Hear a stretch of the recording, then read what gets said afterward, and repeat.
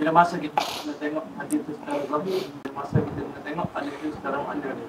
Sebab anda tengok malaikat ulama pada Saudi mana dia tengok secara zahir tak. Tapi yang belah Hanafi pula banyak dia tengok secara makna ta'wil apa semua. Itu payah tu nak bila masa. Dia sebenarnya bergantung kepada pengajian kita lah. Pengajian yang kita terima. Kalau kita biasa terima secara zahir gitu, jadi zahir gitu.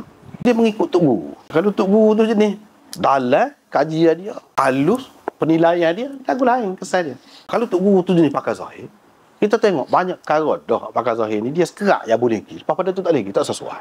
Tidak praktikal. Nampaklah tidak benar hak tu. Jadi setelah kita terutama yang duduk di zaman kemudian kita tengok dah banyak tidak sesuai.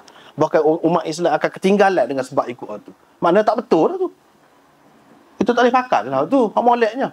Mana orang Islam dia kena bersedia untuk berubah. Tengok keadaan, realiti. Tengok kepada zahir gitu saja.